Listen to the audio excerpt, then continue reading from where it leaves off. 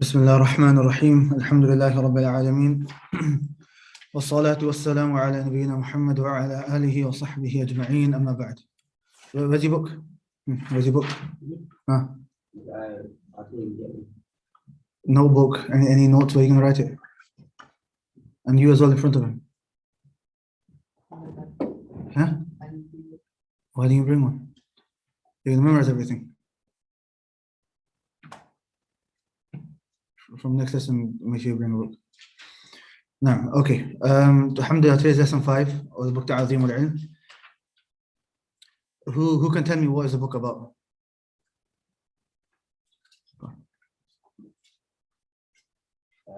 This book is from the books that the scholars say is like a prerequisite to seeking knowledge. So it comes before books of maybe Aqidah and Fiqh, book that teaches how to seek knowledge and the correct methodology in which knowledge is attained. And the translation of the title would be exonerating knowledge. Ahsan, very good, very good. What was the first principle that we took in the book? The first principle, purifying the vessel. Purifying the vessel, which is? Purifying the heart. The heart. From what? From impurities. Sheikh mentioned two types of impurities first. The impurity from false notions. Which is? What's that? What's false notions? I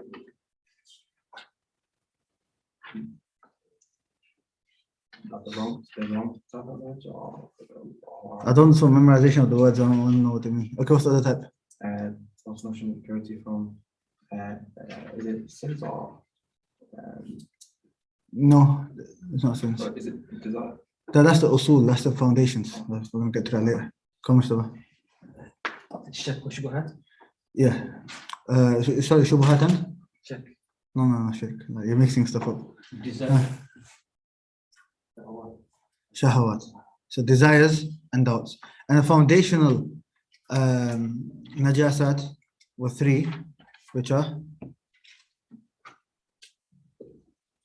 The foundational najasat is shirk, bid'ah, and sins. Shirk, bid'ah, and sins. Good. Who can mention a proof for the first principle? Just one. What's the name again? I forgot. Hamza. So how many Hamzas do you have? 1, 2. Any more Hamzas? 3 Hamzas. Okay.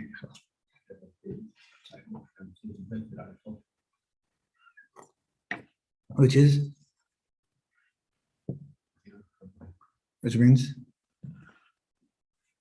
سورة المدثر آية فوق ثيابك بطاهر. Good. ما شاء الله. Somebody else. Come on. Thiyab meaning garments, tahir, purifying. And the scholar said that the meaning of this is the heart. All types of impurities. So it includes the impurities of the heart. Now, right, what was the second principle? I'm going to pick people now.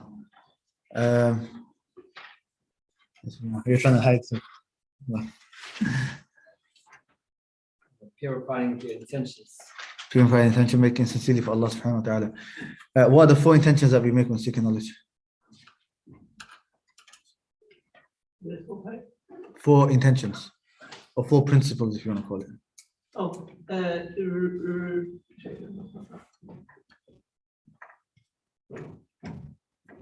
No, you're on the right lines. Removing ignorance. From? Removing ignorance from yourself. From yourself. Learning the obligations and the objectives of doing it. Removing ignorance from creation by teaching them so they can correct themselves. Bringing the knowledge to life and preserving it and acting upon it. Ahsan, very good. So removing ignorance from yourself, from others, acting upon it, and reviving the knowledge. Right, Salman, mention a proof for the second principle, for ikhlas. Yeah, stand up. So, when you catch up? You don't call up here. Okay. Next thing. It doesn't matter if you, I don't know here, I wasn't here. You guys have to catch up. You have a whole week just to catch up.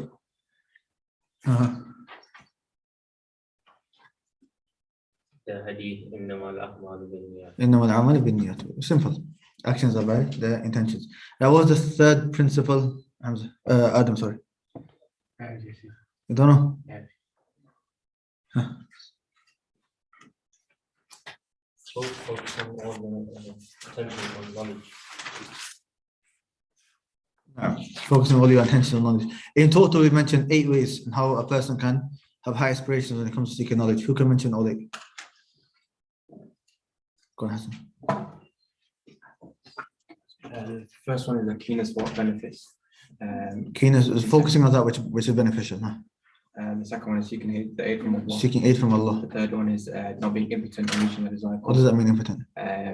Don't be lazy or Don't be lazy and don't deter from that. You started something, finish it. Huh? yeah, and the fourth one is don't be read the biographies of scholars. Biographies of the scholars. The second one is acquaint yourself with those who have high aspirations. Good company. Huh? The third one is aspirations. The third one is mention the virtues of seeking knowledge. Virtues of seeking The knowledge. fourth one is don't if you are bored of one science, move to the next science. Move on to a different science. The fifth one is don't overburden yourself. Don't overburden yourself. Ahsant. Right. What's the 5th principle? This brother. What's your name? Abdul Subhan. What's the 4th principle? Don't know. Mahbub? Focusing on Quran Hadith. Focusing on Quran and Sunnah. Now, okay. We'll move on now. And the 5th one was 5th principle, Qatada.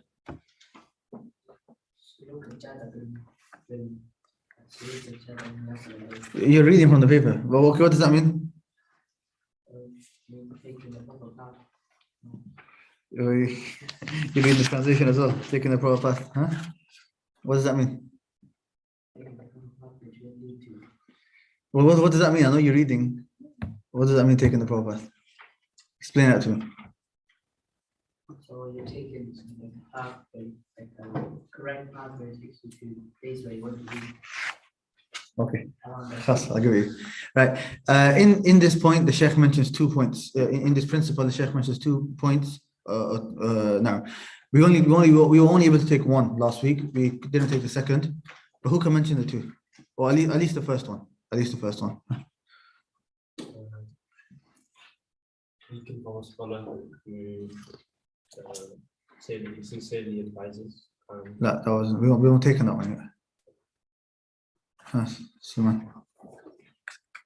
To memorize a text from the scholars. Memorize scholarly text, mutun. Okay, ahsant. Right, we're going to carry on. And by the way, I've only asked the main questions, and there's probably a few other main questions that I've missed out. Make sure the revision questions that I send in the group, you guys keep going over them. Okay, if you can answer those questions, then you can answer the questions I'm going to ask you, because my questions would not really go out of those questions which have been sent. So we were on the 5th principle, which is regarding taking a proper path, which will lead to it. Meaning, everything has a path, a way to attain your objective, and likewise, seeking knowledge has a path. And the Shaykh mentions 2 main principles or 2 main things that you should stick to make sure that you are on that path. The first is by studying or by memorizing matan al-rajih, a scholarly text, which is al-rajih, meaning that which the ulama depend upon. So not just any random book that sounds nice, but those books that the ulama recommend. And we also give advice, 4 points regarding which books should a person study and so on. But the main thing is that those books that the ulama recommend, those are the books that you should study, like Usul al-Thalatha, Qada Arba', in Aqidah, and in Fiqh, you got other books, in Nahw, you got other books, Al-Ajurumiyah, and so on. And these are the books that we're studying now. The books that we're studying, and inshallah, in after these 2 books, the books that we study are these books. Ustadh, what's the difference between a matun and a kitab that study? The difference between a matan and a kitab, a matan literally means text, the text of a book, of the book. But the way it's used is that a matan is a type of book which is studied word for word and memorized a lot of the time. So for example, you would say Usul al-Thalatha is a matan, and Qada Arba' is a matan, Al-Ajurumiyah is a matan, Bayquniyah is a matan, Nukhbat al-Fikr is a matan, all these, Bulugh al-Maram, even of the later ones. The kitabs, the kutub as well, the books as well, but we say they're more mutun ilmiya, the scholarly text. As for the bigger books or books that you just read, and you don't really need a teacher. Sir A'lam al-Nubala, for example, it has the biographies, 15 volumes has biographies of all the scholars. We want to say that's a text that you memorize or that you study, or something you just read yourself. Or some of the books of Ibn Qayyim, Ad-Da' wa Ad-Da', we don't say that's a matan, that's like a scholarly text that you study word for word. That's something you can just read yourself and you can understand. So does that make sense, the difference between the two? Yeah. Okay, so that was the first point that we took, that you memorize al-matan lil-rajihi, a scholarly text which has been advised by the ulama. The second text, the second point, sorry, is taking from a teacher, and that's what we're going to take now.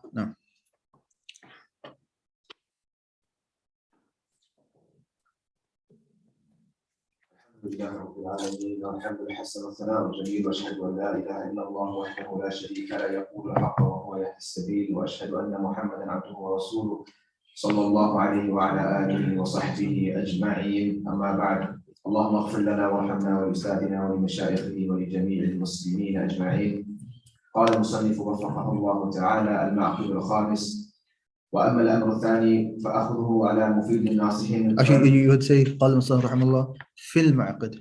قال المصنف وفقه الله تعالى في المعقد الخامس: واما الامر الثاني فاخذه على مفيد الناصحين فتفزأ الى شيخ تتفهم عنه معانيه يتصف بهذين الوصفين، واولهما الافاده وهي الاهليه في العلم، فيكون ممن عرف بطلب العلم وتتلقيه حتى ادرك فصارت له ملكه قويه فيه. والاصل في هذا ما اخرجه ابو داود في سننه قال: حدثنا زهير بن حرب وعثمان بن ابي شيبه قال: حدثنا جرير عن الاعمش عن عبد الله عن سعيد بن جبير عن ابن عباس رضي الله عنهما ان النبي صلى الله عليه وسلم قال: تسمعون ويسمع منكم ويسمع ممن يسمع منكم واسناده قوي. والعبرة بعموم الخطاب لا بخصوص المخاطب، فلا يزال من معالم العلم في هذه الأمة أن يأخذه الخالف عن السالف. أما الوصف الثاني فهو النصيحة، وتجمع معنيين اثنين: أحدهما صلاحية الشيخ للاقتداء به والاهتداء بهديه ودله وسمته، والآخر معرفته بالطرائق التعليم بحيث يحسن تعليم المتعلم ويعرف ما يصلح له وما يضر، وفق التربية العلمية التي ذكرها الشاطبي في الموافقات. Secondly, to take the second amr, to take the text from one who benefits and sincerely advises. So you flee to a shaykh from whom you can understand its meaning and who has these two attributes. Firstly, that he benefits. This means that he is qualified in this knowledge, so he is known as one who sought knowledge and took it from others until he gained it, and he ended up with a strong aptitude in it. The basis of this is reported by Abu Dawood, may Allah subhanahu wa ta'ala have mercy on him, in his Sunan, where Zuhair ibn Harb and Uthman ibn Abi Shayba narrated that Jarir narrated to us from A'mash, Abdullah ibn Sa'id ibn Jubayr from Ibn Abbas, the Messenger of Allah sallallahu alayhi wa sallam said that you will hear and others will hear from you and others will hear from those that hear from you, and this chain is strong. The generality of the statement should be taken into account rather than the particular person that it was addressed to. Therefore, from the signs of knowledge in this ummah is that it continues to be taken by the subsequent person from the one who came before him. Secondly, the attribute of sincere advice. This compromises two meanings. Firstly, the suitability of the shaykh as an example to be followed and for the student to be guided by his guidance, conduct and his manners. And secondly, his knowledge of the methods of teaching, such that he is proficient in teaching students and he knows what is suitable for them and what will harm them, in accordance with the educational kind of nurturing that Ash-Shatibi mentioned in Al-Muwafaqah. Yeah, so this, like you mentioned, this chapter is talking about the path of seeking knowledge. And the Shaykh mentions two ways. Firstly, by memorizing a text, and secondly, is studying it with a teacher. That's what the second point is basically talking about. So he says, secondly, to take the text from one who benefits and sincerely advises. So you go to a teacher and you study with a teacher. You don't study by yourself. You don't study online. You don't study from YouTube videos or from Reels and TikToks and all of those things. Rather, you go to a teacher and you study with a teacher. And this teacher, he says, should have two characteristics or two attributes. He says, firstly, that he benefits. What does that mean that he benefits? He explains, this means that he is qualified in this knowledge. So you don't just go to any single person that speaks. You go to somebody who's qualified. And what does it mean that he's qualified? The Shaykh goes on to explain. So he is known as one who sought knowledge and took it from others. Like he himself has gone and he's gone and studied. He's gone to study with the ulama, whether locally or abroad. It's not a condition that he has to go abroad. It could be locally as well. If you look at the biographies of all of the muhaddithun in the past, their general sunnah, their general methodology and the way they would do everything is that they would study in their village first, study from all of the ulama in that village, and once they've taken all that knowledge, only then will they go out and travel. Okay, so and nowadays, you have so many people that they want to study in the university, want to study here and that, and when they don't get accepted, what do? They just give up, and they don't study. That's not a condition that you go to Medina. And in fact, the reality is, if that you're not going to study locally, you can't take the effort of walking 10 minutes down the road to study, then you're not going to study properly abroad. And it's harder abroad. Some of you may think, oh, I'm in Medina, I can easily go to the scholars. Going to Masjid Nabawi, it takes half an hour. It used to take me every day half an hour from my room to get there. So it's not like a 10-minute walk or anything. And that's in the heat. And then there's half an hour back. And then the walk to classroom, especially that walk at Dhuhr time that we used to do on the way back from class, 10-minute walk with the sun right above your head. It used to finish us. We used to go to the room and just, that's it, knock out, as they say. Because even though in class I was full of energy, that 10-minute walk, you guys, 2 days ago when it was just hot, you probably felt it as well, like that sun just drains your energy, right? And that was us being inside with the nice AC in the masjid and so on. The point being is that you should study with a teacher, somebody who's qualified, and you should look for this person who's qualified. If Allah's made it easy for you and you can travel abroad, Egypt, Saudi, wherever it may be, then alhamdulillah. If not, then that's not an excuse not to study. There's many teachers that you can go to locally, so you can study with them. And then he mentions the proof for this, and remember we said a hadith and ayat you have to memorize. You don't have to memorize the chain, but at least this hadith where the Prophet ﷺ said, "Tasma'un," you will hear, and others will hear from you. وَيُسْمَعُ مِنْكُمْ وَيُسْمَعُ مِمَّنْ سَمِعَ مِنْكُمْ, and others will hear from those that heard from you. Meaning, you guys are learning from me, that if Allah wills and one of you were to teach, then other people will hear from you, and so on. This is referring to the isnad system that we have in the religion. So from this hadith, one benefit is the isnad system, but I don't want to talk about that too much. But the other benefit is that how is knowledge learned? It's by sitting with the teacher, listening directly to that teacher. That's what the Prophet ﷺ said, إِنَّمَا الْعِلْمُ بِالتَّعَلُّمِ. The ilm, knowledge, how is it attained? Ta'allum. Ta'allum is where you actually go and sit with the teacher, you memorize, you revise, he tests you, you ask questions and so on. That's how you actually that's how you learn. Then the Shaykh comments on this hadith and he says, وَالْعِبْرَةُ بِعُمُومِ الْخِطَابِ لَا بِخُصُوصِ الْمُخَاطَبِ. The generality of the statement should be taken into account rather than the particular person that it was addressed to. This is a general principle regarding hadith. Meaning no one can turn around and say that, okay, in this hadith, the Prophet ﷺ was speaking to this companion, so it only applies to this companion. It doesn't apply to me. La. The Shaykh says the generality of the statement should be taken into account, not rather than the particular person that is addressed to you. That's a general principle of Usul al-Fiqh. That there's another wording as well. The Shaykh uses a different one, but the one which is a bit more famous is that al-ibratu bi'umum al-lafz la bi khusus al-sabab. That the point is taken from the generality of the wording and not the specific reason that it was said. Basically what that means is that whenever the Prophet says something, you can't turn around and say that this hadith is only for the companions and the tabi'een. La, this is for the whole ummah. Unless there's a proof to show that it's specific to a person, but the asl is that it is for the whole ummah. And then after that, the Shaykh, he says the second attribute. So this teacher that we're talking about, the first attribute is what? Is that he's somebody qualified to teach, and we explained what that meant. The second quality or attribute is an-nasihah. That the attribute of, secondly, the attribute of sincere advice. That his teacher is somebody who wants to give sincere advice. Meaning he doesn't want to, the Shaykh wants to explain, but the general meaning is that he doesn't give you always what you want, but he gives you that which you need. And he doesn't teach in a certain way just so he can show that he knows and make everything technical and show that he has a knowledge. Rather, he teaches you that which is beneficial for you. And that's why we give the example of Ibn Baz, rahimahullah, last week regarding how he just memorized Bulugh al-Maram and he would give his fatwa from there, right? Likewise, when it came to him teaching, whilst he was a qadi, a judge in Dilam, which is a place in Riyadh, he taught Usul al-Thalatha over 100 times. Why? Because it's beneficial to the people. If you look at his explanations of Kitab al-Tawheed, all of these books, they're very, very short and very, very small. Why? Do you think he's not capable of explaining? Of course.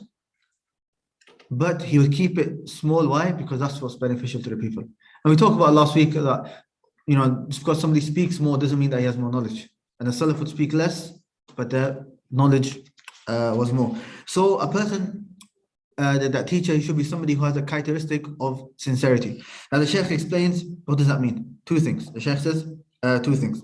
Firstly, two things of what makes a teacher sincere. Firstly, صلاحية الشيخ للاقتداء به. The suitability of the Shaykh as an example to be followed.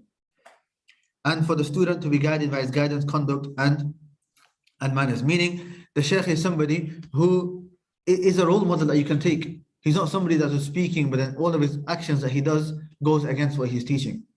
And the first thing that comes under this is his beliefs and his aqeedah, that you should take from somebody who is upon the sunnah. And it's not somebody who is indulging in innovations or worse, shirk, because that's not somebody that you would want to be taking from. Because what will happen, that will have an effect on you and you'll adopt those wrong practices also. And that's why the Prophet ﷺ, he said,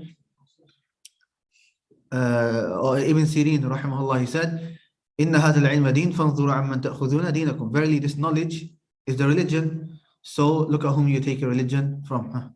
If he has so many issues in his Aqidah, but his knowledge of other areas from, can you take knowledge from? If you have some issues in Aqidah, but other areas you can take from. So two things with this. The first is, it depends on what do you mean by issues in Aqidah. It depends what it depends what you mean regarding issues in Aqidah. So slight issues are different. The levels of different issues are different. So one issue, if he differs with you in, then that could be a difference in him being a Muslim or a Kafir. Or it could be a difference between him being from Ahlul Sunnah, Ahlul Bid'ah. Or it could be in an issue where Ahlul Sunnah themselves differ. And there's no problem if he takes a secondary opinion. And there are quite a few issues like that in Aqidah that Ahlul Sunnah themselves, they differ in. But these are generally the very minute issues. So if somebody differs in that, then that's not an issue. If it's in some of the other issues, then it comes to the other issue, which is basically where some people say, take the good and leave the evil. So, he's got these issues, but we'll leave that. We'll just take that is good, that which is good.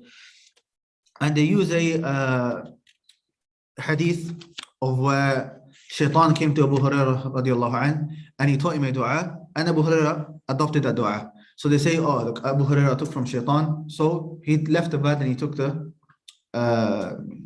good and he left the evil.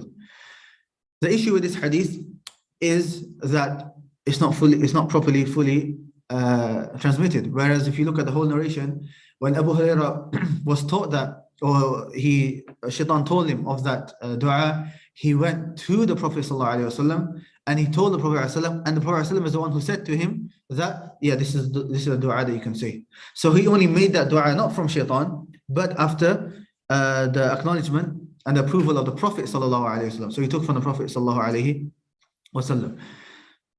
That's the first. The second issue is that, and we're going to talk about this in the next chapter, inshallah, is that there's rarely any issue or any subject where it's separate. So you can't say hadith is separate to fiqh and fiqh is separate to tafsir and so on. A lot of them intertwined. So, and we're going to explain that in more detail. So to say that he's okay in maybe this issue and bad in this issue is not necessarily the case. It could intertwine. And the third issue is that you as a student, as a beginner, how do you know what's good and what's wrong? How do you know what's right and wrong? And you can take, yeah, I'll take the good and leave the bad. How do you know what's good and bad? If you know, you be the teacher. Yeah. Like if you know everything and if you know the hadith and you know the rulings, then you don't need to you don't need to be studying, you're the teacher, right? So it's a very dangerous statement to say take the good and leave the bad. But like I said, remember all of the points. Don't just take one point where we say take the good and leave the evil, and by me saying that's not correct. That any single person differs on any issue, that khalas, you don't listen to that person. Take it back to the first point that I said. It depends on what issue it is. Is it an issue that we can overlook and we can still take from that person, or is it an issue where it's actually causing an issue? So you have to be very just. There are some people that go into extremes, and any person that says anything small different to what you're saying, that's it. As they say, off the manhaj, yeah, that we don't take that person, we don't listen to that person, and so on. That's a form of extremism. Not every single issue is an issue where you free yourself from that person. And likewise, the opposite as well. There are some people that say, no, it doesn't matter whatever he says, he's still a Muslim, and that's it, you can take from him. And that's not the case. And if you read how the Salaf were with those type of issues, where if a person was to differ and it was the difference between Sunnah and Bid'ah, or maybe something worse or something similar to that, if you read how they were and how they interacted with that, then they wouldn't let those issues go lightly. No. So this is the first meaning of the teacher having nasiha. The second meaning of the teacher being sincere is ma'rifatuhu bi tara'iq at-ta'lim, that his knowledge of the methods of teaching. He knows how to teach. He knows how to teach. And this is something important, because not every single person who's knowledgeable necessarily knows how to teach. So a teacher should be somebody who knows how to teach. He knows that this student is different to this student, and this should be taught in this way, and this should be taught in this way. And these students right now are at this level, so I should only mention this much and not mention more, because that'll be too much for them. And this differs from time and place and the level of students and the scenario that you're in. It differs. Sometimes you have to do very long, and sometimes it has to be very short. It all depends on the situation. And what the teacher should do is teach in a way where he gives the student that which he needs at that time, in the easiest manner that he can. And Shaykh Uzaimi, when he mentioned this point, he gave the example I gave previously of Ibn Baz rahimahullah. You know, with the amount of knowledge that he had, yes, he was still teaching Usul al-Thalatha, he was still teaching these small books, and he wasn't going, in that Usul al-Thalatha, the small book, he wasn't teaching it in like 50 lessons or something. It's a small book, so according to what that student needs for that level, he was given that amount of knowledge. If he needs more knowledge, right, he moves on to the next book and he learns like that. And Shaykh Uzaimi also, in his explanation, he mentions that Ibn Khaldun, they say that he was the one who introduced the science sociology, and he's got a book, a history book, but he's got a muqaddimah, an introduction, and in there, the introduction is very, very beneficial, and he talks about how to study and so on. So Shaykh Uzaimi, he says that Ibn Khaldun has a very nice statement in his introduction, so everyone should go back to it. And that's what he mentions in his explanation. So I've decided to actually try to find it, inshallah, it's this one, what he actually says, and mention that to you. It's quite long, so what I'm going to do is just translate it quickly, and what I'll do after the class is I'll sit down and translate it properly, and I'll send it in the group so you guys can easily copy out, inshallah. Anyway, Sheikh Ibn Khaldun, he says, اعلم أن تلقين العلوم للمتعلمين إنما يكون مفيدا إذا كان على التدريج شيئا فشيئا. He says, know that teaching Islamic sciences to the students is only beneficial if it is done in stages, little by little, وقليلا قليلا, little by little. يلقى عليه أولا مسائل من كل باب من الفن. I explain, he's basically explaining how you should study. Let's say you're studying a book, how you should study that book. He says, firstly, you should study the issues in every chapter of a certain science. So in Aqeedah, you have the main chapters, mainly the 6 pillars of Iman, for example. Learn what the 6 pillars and the main issues that come in there. Here, usul dhalik al-bab, which are the foundations of that chapter. So you don't need to go into the nitty-gritty stuff, just the main issues, that's what you need to know. And he says, وَيُقَرِّبُ لَهُ فِي شَرْحِهَا عَلَى سَبِيلِ الْإِجْمَالِ. And the teacher should teach it in a way where it's just general. He's just generally mentioning to you what you need to know, what's the meaning of this, so you understand. That's it. وَيُرَاعَ فِي ذَلِكَ قُوَّةَ عَقْلِهِ وَاسْتِعْدَادِهِ لِقَبُولِ مَا يُرِدْ. And the teacher should take into consideration how intellectual and the ability of the student to take in that knowledge. حتى ينتهي إلى آخر الفن وعند ذلك يحصل له ملكة في ذلك العلم. Until he finishes that science. So you've studied the main chapters of that science and you know the main issues of that science until you finish the whole science. And with that, he says that you gain the skill of that science. إلا أنها جزئية وضعيفة. Except you've got that skill, but it's still a bit weak. And then he says وغاية أنها هيئته لفهم الفن وتحصيل مسائله. And what it's basically done is that it's prepared you, it's given you a foundation so that you can now fully understand the bigger issues. ثم يرجع به إلى الفن ثانية فيرفعه في التلقين عن تلك الرتبة إلى أعلى منها ويستوفى الشرح والبيان ويخرج عن الإجمال ويذكر له ما هنالك من خلاف وجهه إلى أن ينتهي إلى آخر الفن فتوجد ملكته. Second time, I'll summarize it for you. He says, now you come back to it, the book again, now you study in a bit more detail. You mention some of the khilaf and you study in a bit more detail. You don't know everything, but just maybe the main issues where there's difference of opinion and the main proofs that you need to know, you start explaining that. And then he says ثم يرجع به وقد شد فلا يترك عويصا ولا مهما ولا مغلقا إلا وضح وفتح له مقفلة فيخلص من الفن وقد استولى على ملكة هذا وجه تعليم المفيد. And then the third time you come back to it, and that's when you learn everything in that book. Every single letter, every single word, you learn all of that inside out. وهو كما رأيت إنما يحصل في ثلاث التكرارات. And this is how you study a book, and this is how you will benefit. And as you can see, it takes you to study that book 3 times. So anyways, this is a bit of a long statement. I'll translate it for you so you can read it properly, inshallah. But what he's basically saying is they have to study a book 3 times for you to understand it. And that's one of the main points which I wanted from here, is that don't think by you studying one book once, that's it, you've understood that book.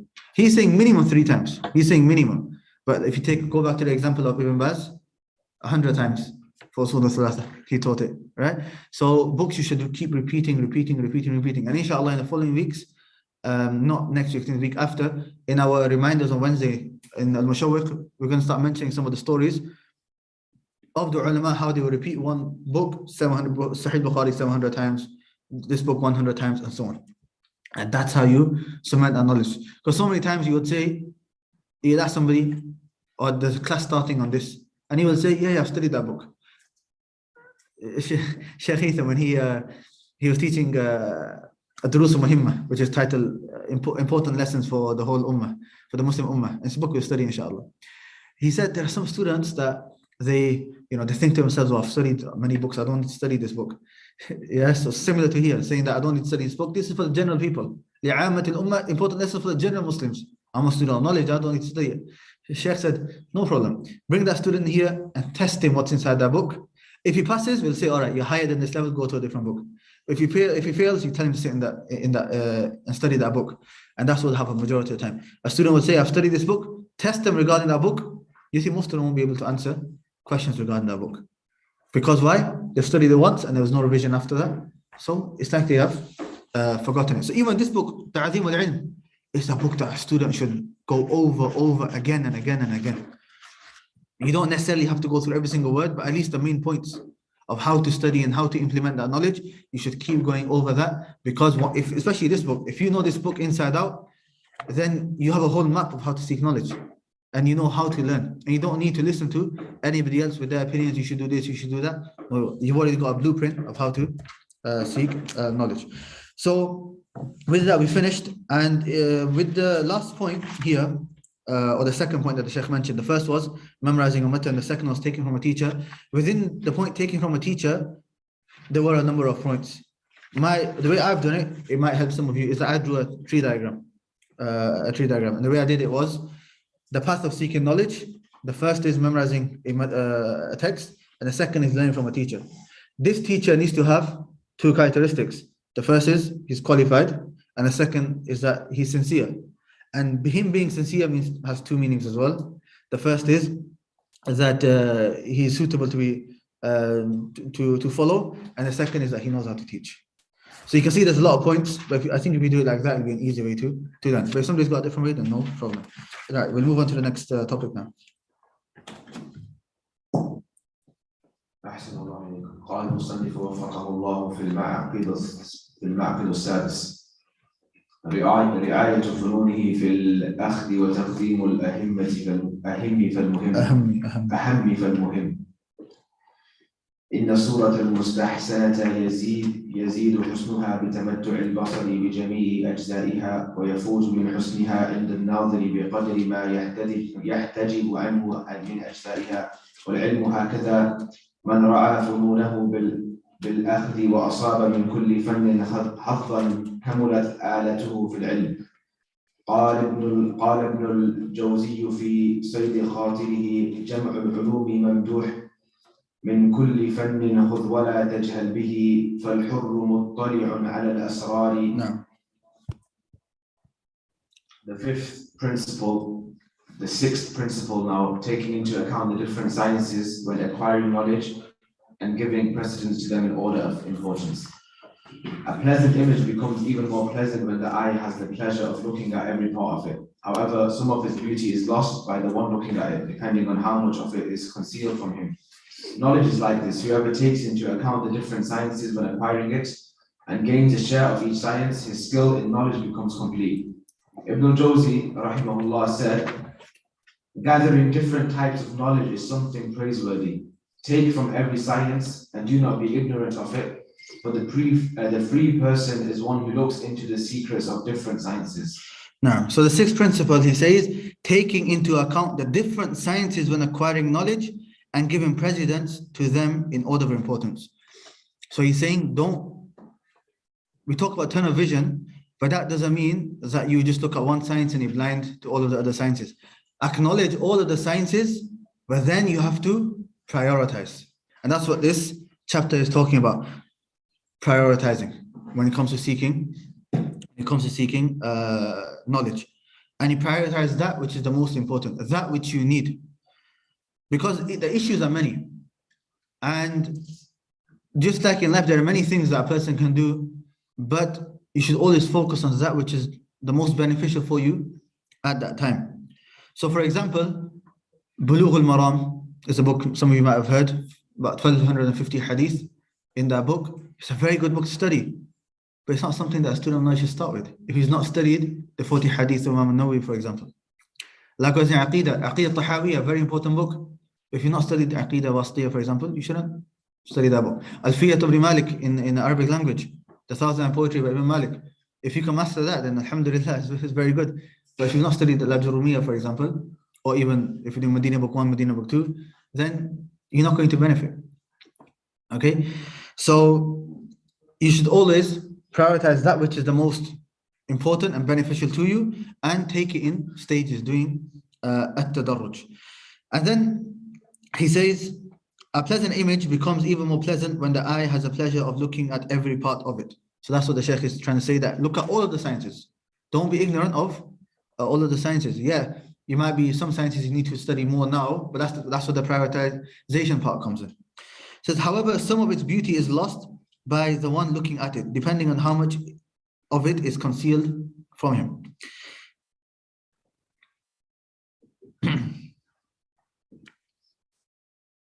So if a person, he's only studied, a certain, let's say he's just studied the Aqidah, and he's not studied fiqh, he's not studied the other sciences, his perception of the beauty of knowledge is not like the person who studied all the other sciences.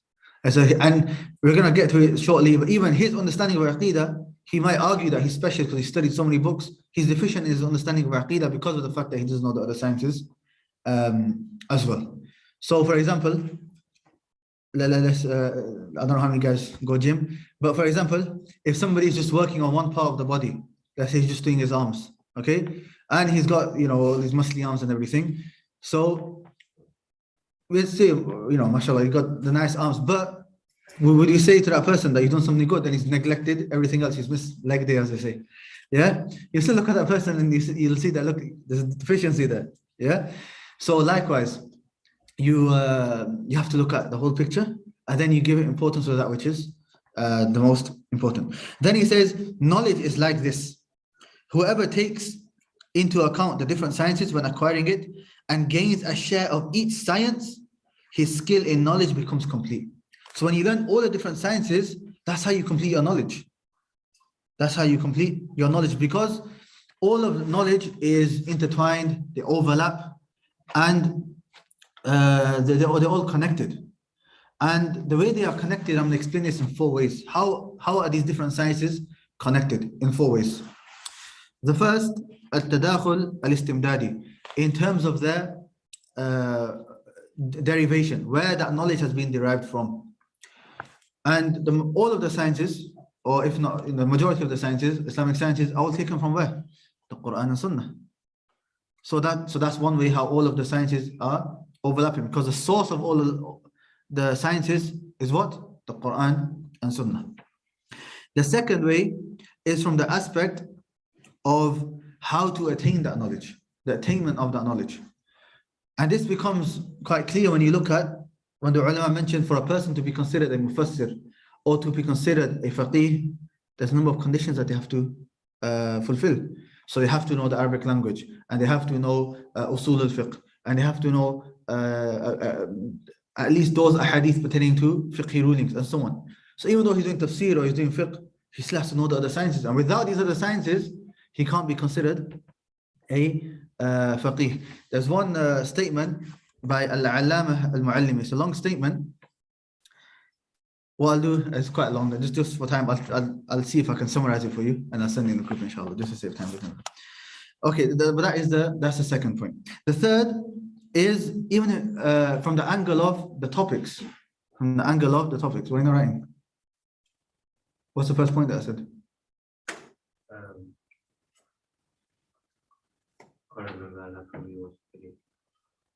Quickly write it now, I'll repeat it for you. The first is in terms of its derivation, where it's derived from. The second is how to attain it. The third is the subject matter, the topic. This is because one issue can be studied in more than one science. One issue can be studied in more than one science. And I'll give you an easy example. The basmalah. Bismillah ar-Rahman ar-Rahim. If you look at it from the aspect of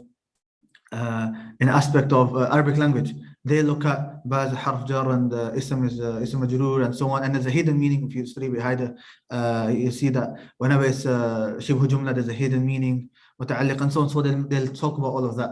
If you look at from the angle of the qira'at, is it part of the Surah Fatiha or not, and so on. If you look at it from the angle of fiqh, do you have to recite it in salah?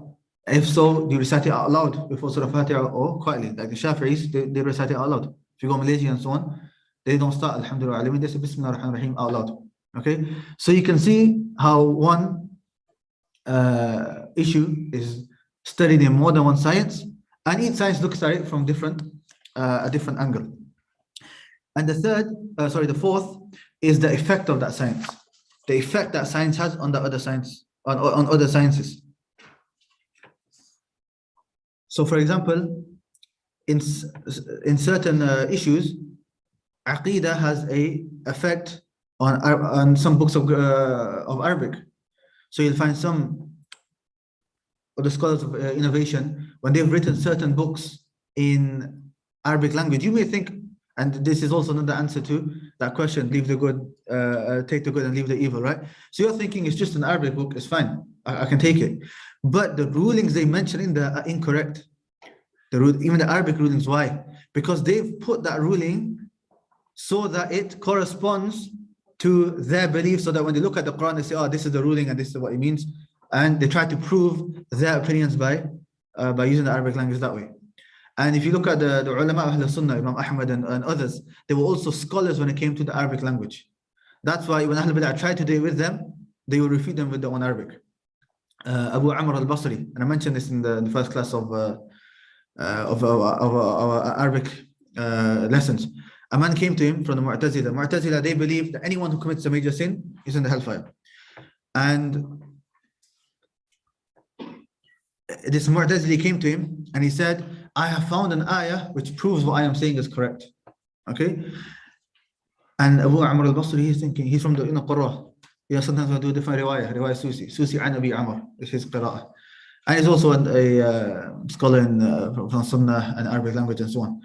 He was shocked. I know the Quran. Which ayah are you talking about? So the Mu'tazili quotes the ayah, وَلَنْ يُخْلِفَ اللَّهُ وَعْدَهُ.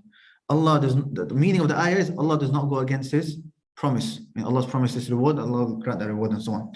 However, he misunderstood the word wa'ad to mean wa'id, which means punishment. When Allah says, if you do this thing, He'll punish you, that means without any doubt you're going to be punished and you're going to be in the hellfire. That's the angle he was coming at. Whereas Ahlul Sunnah believe if Allah wants to forgive you, He can forgive you. It's not something you're definitely going to hellfire for. So Abu Amr al-Basri, he said to him, "Min al-ujmati utit," that you have come due to you being a non-Arab. The Arabs differentiate between wa'ad and wa'id. They're two different words. So you can see how in the Arabic language, because of his deficiency in understanding of the Arabic language, it was a cause for him to have this incorrect belief. No. So that's why studying all of these other sciences are very important, because studying these different sciences, it builds you up in your knowledge. And even in that science that you claim that you are a specialist in, if you don't know the other sciences, you're not a specialist in that science. So if you've studied, let's say 10 books in Aqidah, you say, I know Aqidah inside out, don't know any fiqh, you don't know any Arabic language, you don't know usul al-fiqh, then your understanding of Aqidah is deficient, especially usul al-fiqh. Usul al-fiqh teaches you how to derive a ruling from the ayah. So every time you say, we believe in this because of this ayah, if you don't know usul al-fiqh, you don't know how to extract the ruling from the ayah. No, for the third point, I was writing down, I missed how links all different sides. Can you repeat that? The third one, in regards to the subject matter of the topic. Yeah, like, What's the meaning of that? Yeah. So like one topic can be studied in more than one science. So I'll give the example of Bismillah ar-Rahman ar-Rahim. You listen to that explanation, yeah? So that's one. There's many examples. Nasakh, abrogation, studying usul al-fiqh, studying tafsir, because many ayat do abrogation. And there's many different examples. Now,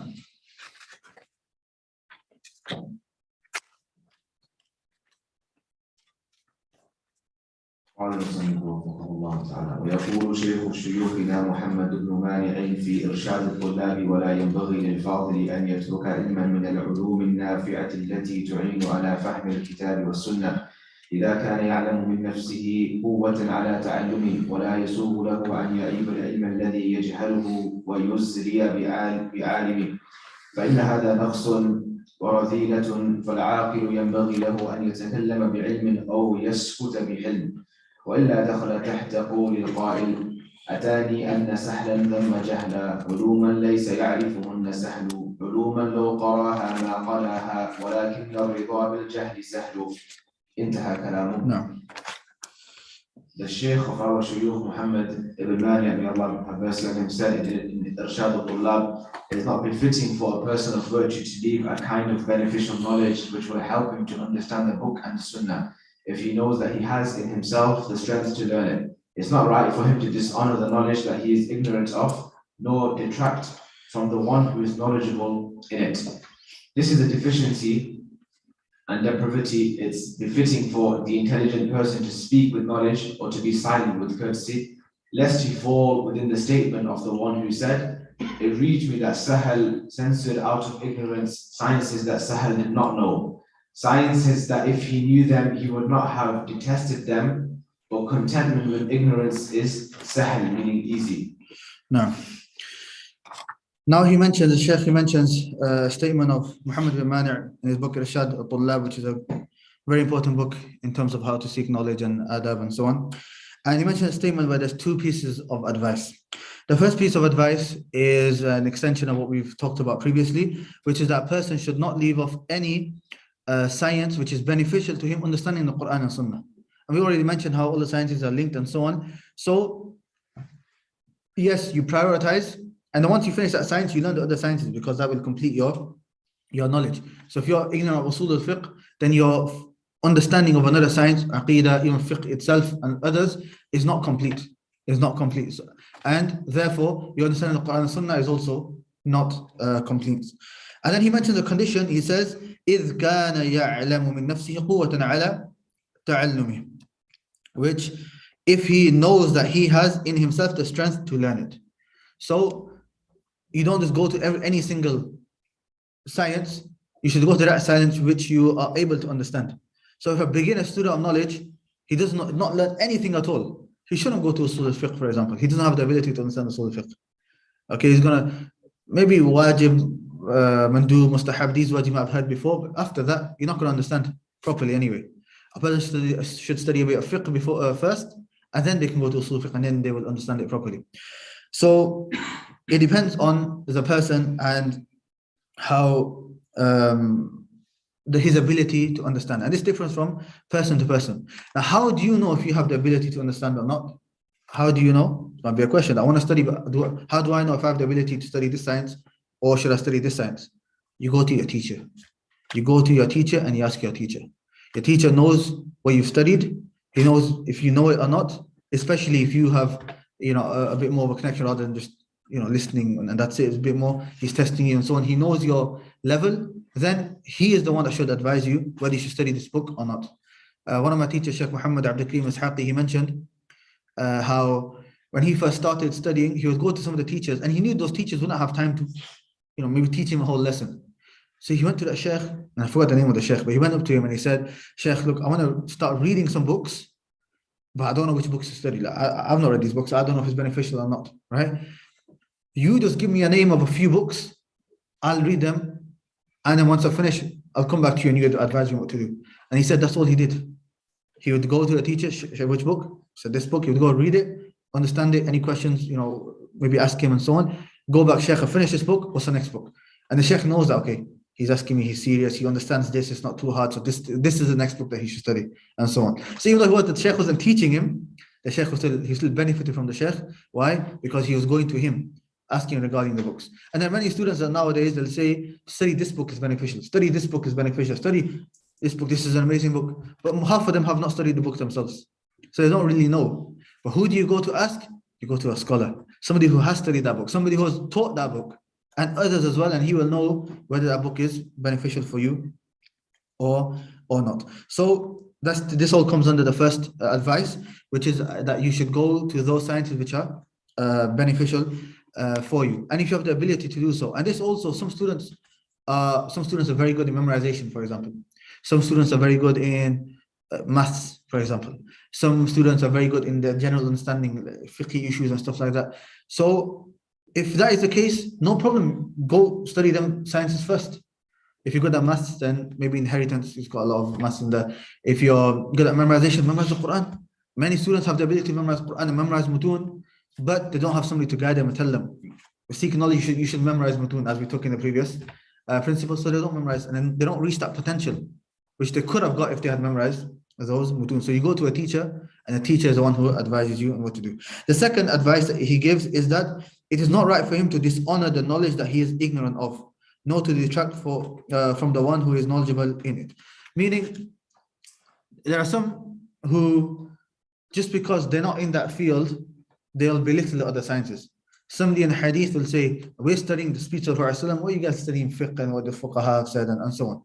And somebody in fiqh would say, you guys are just going into detailed people's names and so on. All you need to know if it's authentic or not, and you act upon it. And that's what we do, we act upon it, we give you the ruling. Yeah, and then Aqidah would say, forget you guys, your action is not accepted if you don't have Tawheed. And the Arabic language is turned around and he'll say, you can't understand any of the text if you don't know Arabic. So, sometimes it's maybe okay if you want to just have a no discussion, but there are some people that go to the extent of belittling other sciences through this method. If that is done, the Shaykh says it's not from the characteristics of a virtuous or honorable person to do something like that. Every single science has this level, its status. Every single science, it molds you as a student of knowledge. And every single science that you learn, it completes you in your knowledge, even of that science that you claim that you are a expert in. And then the Shaykh on the next page, he says, فَالْعَاقِلُ يَنْبَغِي لَهُ أَنْ يَتَكَلَّمَ بِعِلْمٍ أَوْ يَسْكُتَ بِحِلْمٍ. Very powerful statement. He says, top line of the second page, it is befitting for the intelligent person to speak with knowledge or to be silent with courtesy. Or hilm, maybe a better translation would be forbearance. Knowledge is, or speech is only praiseworthy if a person speaks with knowledge. And remaining silent is only praiseworthy if it's done out of forbearance. If somebody speaks but without knowledge or for an incorrect intention, that's not something praiseworthy. And if somebody is to remain silent in a place where he should speak, but he stays silent due to him not having the ability to speak, he doesn't know or whatever, then that's not something praiseworthy. or he's shy where he should have spoken, that's not something praiseworthy. It's only praiseworthy, it's out of forbearance, where he wants to speak, but he knows there's more wisdom in him not speaking, so he remains silent, or something similar to that. A question can arise: when should a person speak? Generally, Al-Mawardi, one of his books, Adab ad-Din wa Dunya, he mentions 4 conditions of when, for the 4 conditions of speech. When should a person speak? So these 4 conditions you should write down. When should a person speak? The first, he says, you speak when there's a need. You speak when there's a need. Haja, necessity, da'in, there's something calling you to speak. So you don't want to speak for the sake of speaking. You should speak if there's a need for you to speak. The second is that you should speak. So the first is haja, the necessity or the need. The second is qadrul haja, that you speak the amount that you need to speak. So you're speaking because there's a need, but that doesn't mean you start going off on one. Yeah, as they say. But you speak the amount that you need to. You speak the amount that you need to. You don't go overboard. And sometimes it could backfire. If you speak too much, it could backfire. That's why the khutbah of the Prophet ﷺ was shorter and his salah was longer. Nowadays, sometimes it's the opposite. The khutbah is really long. Honestly, people get fed up. People don't pay attention. They daydream. And they probably end up disliking coming to the khutbah. And that's not from hikmah. So you speak the amount that needs to be spoken, and that's it. People take that benefit and they can apply it. The third is that you choose the correct time to speak. The correct time to speak. So even if there's a need, maybe right now is not the best time. Maybe you should wait a little while. If there are elders there, maybe it's better for you to remain silent and wait for them to go and then speak. Or speak to one of them privately and so on. And the fourth is to use the correct wording. To use the correct wording. Sometimes what you're saying is correct and is needed, but you've said it in a way people are not going to accept. You've said it in a way, there are some people that when they give speeches, like just tell everyone off. People get fed up of being told, told off. Sometimes it needs to be something to do, something good, talk about Jannah, talk about rewards, and to uplift them as well. So, but because you made a certain point in a certain way, they may not accept it. Now, and then the Shaykh mentioned some lines of poetry, which is quite, it's in some nice lines of poetry. He says, Atani anna sahlan dhamma jahla. Sahl here is the name of a person. It has reached me that Sahl censored out of ignorance. Censored, I understand the Arabic better. Dhamma means dispraised. He dispraised ignorance. Of uluman laysa ya'rifuhunna sahlu. Of sciences that Sahl didn't know. He didn't know these sciences, so he's mocking these sciences. It's not important, and so on. And then he says, عُلُومًا لَوْ قَرَاهَا مَا قَلَاهَا. Sciences, if he knew them, he would not have detested them. وَلَكِنَّ الرِّضَى بِالْجَهْلِ سَهْلٌ. However, contentment with ignorance is easy. Now the sahl at the end is the Arabic wording, which means easy, not the name. Yeah. So if you know Arabic, you'll appreciate that. But the point being is that this is human nature. Human nature is that if you want to stay in your comfort zone, and that which you're ignorant of, put that to the side, and you're like an enemy to that. You don't want to do. You don't want anything to do with that. Now,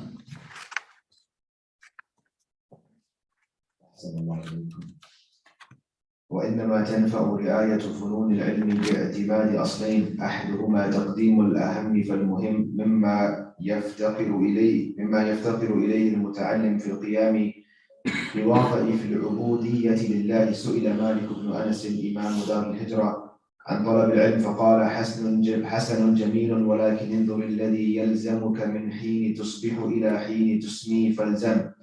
قال أبو عبيدة معمر بن المثنى من شغل نفسه بغير المهم أضر بالمهم.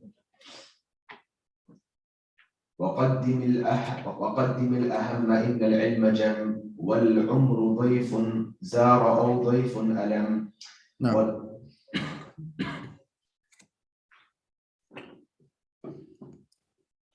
Taking into account the different sciences only benefits when depending upon 2 fundamental things. Firstly, giving precedence to them in order of importance according to that which a student is in need of in order to carry out the duties of servitude to Allah.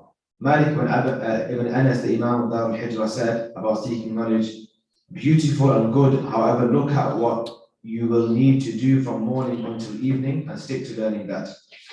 Abu Ubaidah Ma'mar, may Allah have mercy on him, said, whoever busies himself with something unimportant will be harmed by that which is more important. The poet says, give precedence to the most important, for knowledge is copious and life is but brief apparition of or guest who pays a short visit.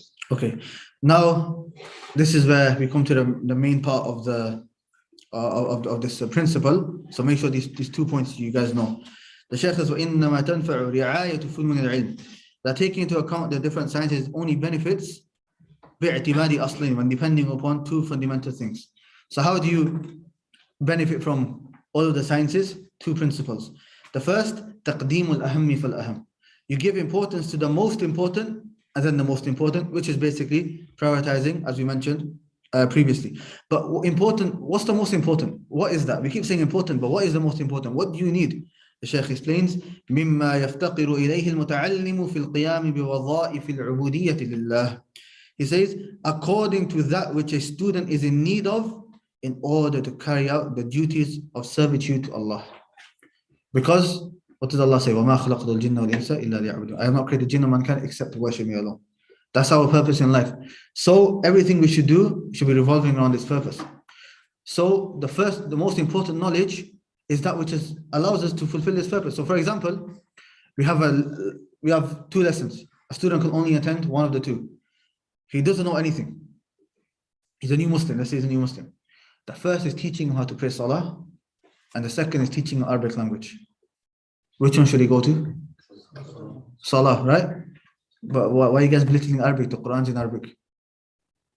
Well, why are you belittling Arabic for? Salah is compulsory. Right now, what's more important for this person? What's more beneficial for this person? Is Salah. He needs it 5 times a day. Arabic, if he does not for a little while, it's fine. What the first question is going to be asked about is what? Salah. So you give precedence to that which you need. And this goes back to the point where the hadith for Islam, طَلَبُ الْعِلْمِ فَرِيضَةٌ عَلَى كُلِّ مُسْلِمٍ. Seeking knowledge, Islamic knowledge is obligatory upon every Muslim. Imam Ahmad was asked, what type of knowledge is obligatory? He said, مَا يَقُومُ بِهِ دِينَهُ. That which your knowledge, your religion can be upright. Then he gave examples of your salah and your fasting and so on. Because these are things that you need all the time. And then also those things which are obligatory. So those things on a day-to-day basis that you need to know. You've got a business, you need to know what's halal and haram in your business. You don't need to be an expert in Islamic finance, but you need to know what is halal and haram in that business of yours. So that is given precedence over some of the other issues that you may not be using. And he mentions the statement of Imam Malik. Somebody asked him regarding seeking knowledge, and he said, that's beautiful, but learn what's obligatory upon you first. Learn what is obligatory upon you first. And that reminds me of another story of, I believe it was Ibn Jurayj. He came to Ata ibn Abi Rabah, who was the Mufti of Makkah. And he came to him and he wanted to study with him. So he said to him, have you memorized Quran? Ata said to Ibn Jurayj, have you memorized Quran? He said, no. So go memorize Quran, then come. So he didn't teach him. He memorized Quran, he came back. So he's a Hafiz now. Yeah? Then he said to him, تعلمت الفريضة? Have you learned that which is obligatory upon you? These issues that we're just talking about? He said, no, I haven't. Go learn that and then come back to me. He sent him away again. He learned that. Then he came back. And then that's when Ata ibn Rabah took him. And then he studied with him for 17 years. So the first thing that you start with is what? Is that which is obligatory upon you. And then he mentions, قال أبو عبيدة معمر ابن المثنى رحمه الله من شغل نفسه بغير المهم أضر بالمهم. This is very profound. Whoever busies himself with something unimportant, he'll be harmed by that which is important. He'll be harmed by that which is important. Meaning, you busy yourself with these extra issues, but let's say Salah, you're going to be harmed because you're not praying properly, and you're going to be asked about that, and so on. Now,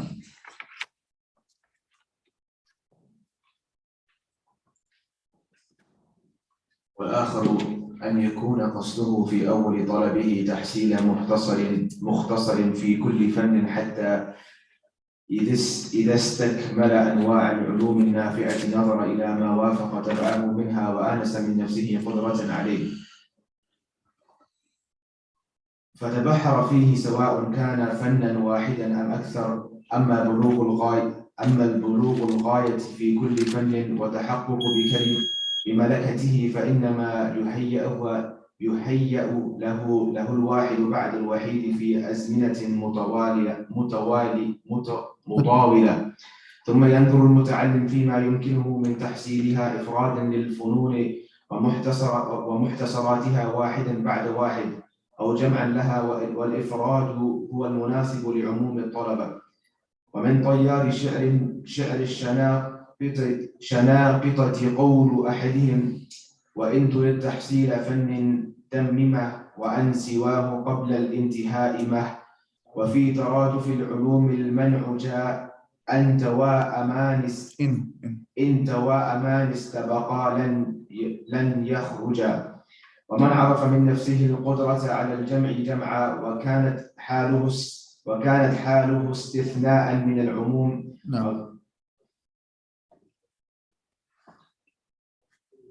Secondly, that the intention at the beginning of seeking knowledge is to cover a summarized text in each science. Until the point that he has completed this in all of the beneficial types of knowledge. Then he looks at the kind of knowledge which agrees with his nature and that which he finds himself capable of, and he goes into depth in it, regardless of whether it's one science or more. As for reaching the pinnacle of every science and gaining proficiency in each one, this is only made easy for the odd person across the ages. After that, the student looks to what he can achieve one science at a time or multiple sciences at once. But one at a time is what is suitable for the majority of students. Among the anonymous lines of Mauritanian poetry is the following: if you want to learn a science, complete it. As for others, before you finish the first one, stop. Prohibition has come for learning multiple sciences at once, but if two twins try to leave the womb together, they will never come out. As for whoever knows himself to have the ability to join multiple sciences at once, he can do so, and his situation is considered an exception to the rule. Now, the second point of what? Second point of what? Salman. Go on, Salman. To benefit themselves. No, okay, Ahsan, good. To benefit from the sciences. So the first point was prioritizing the most important. The second, the Sheikh now talks about how to benefit from all the sciences. He says that your goal should be to study a summarized scholarly text, matan, this word that we keep saying, in each science. In each science, you should study at least one summarized text, which we talked about in the previous lesson some of the characteristics of the books that you should study. But generally, that which your ulama advise, you should study those in each science. So in hadith, you have one main book. In fiqh, you have another book. In mustalah, you have another book. In usul al-fiqh, you have another book. In ulum al-Quran, you have another book, and so on. So you study one text in each science. And with that, you should remember two things. That within each science, there's different levels. Within each science, there are different levels, okay? So you should always start from the bottom beginning and do the tadarruj. And the second is certain issues as well. Not every issue is an issue that you study. So a beginner, for example, there are many beginners that don't know anything, but they want to study about issues of takfir, for example, calling another Muslim a kafir. That is not an issue, that's an Islamic ruling, which requires a lot of depth and requires a lot of study. And this is for the ulama. For you to declare another Muslim a kafir is something only for the ulama, something which is very, very dangerous. The Prophet said that if you do this, فَقَدْ بَاءَ بِهَا أَحَدُهُمَا, it goes back to one of the two. And a student of knowledge, a beginner, if he wants to go into that, he wouldn't even be able to understand, because he doesn't have that foundation. So these issues are for the scholars, not for. So even though it's in Aqidah, it doesn't mean that you start with that issue. That issue comes later on. Now, and then he says, the Shaykh, he carries on to basically say that what you do is that you study in each science. As for you becoming a master in each science, then for the majority of the people, that's very difficult. To become a master and an alim in each science, that's very difficult for the majority of the people. But for you to study at least minimum one text in each science, then that's doable for the majority of the people. Then the Shaykh after that talks about another issue, is that should a person study one science or two sciences at one time and so on. And the asl is that person studies only one science at a time. He only studies one science at a time so that he's not confused. And then there are some people, the Sheikh carries on to say, there are some people who may be a bit more intellectual, and if they're able to, then they can study more than one science, but that's generally an exception.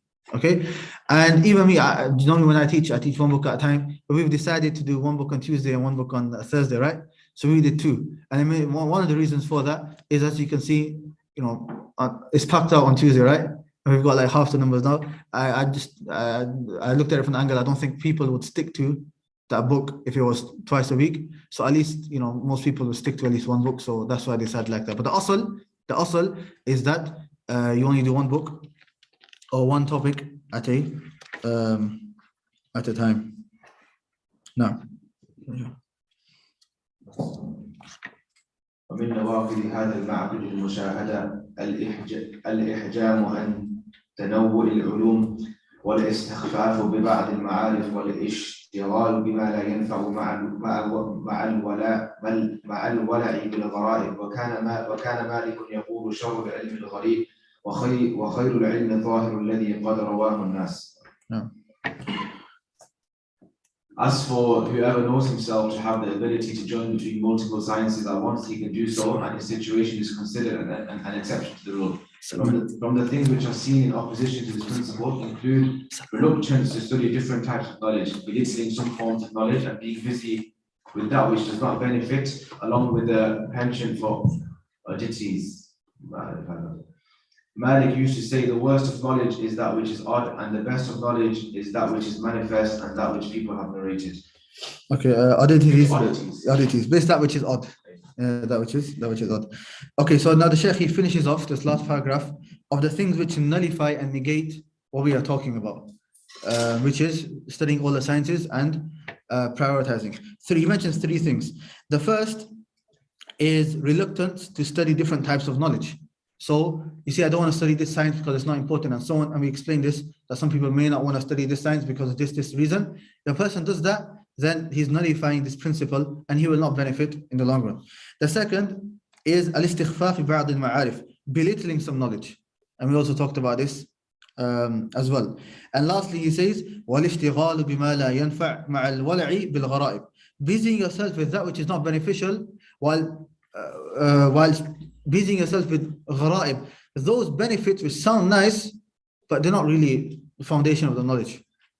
And Imam Suyuti, he mentions that the majority of the people, they would used to ask him the question, many people asked him the question, when Nuh alayhi salam, when the flood came, what type of water was it? Was it salty or was it sweet? It doesn't matter what it was, that's not going to benefit you.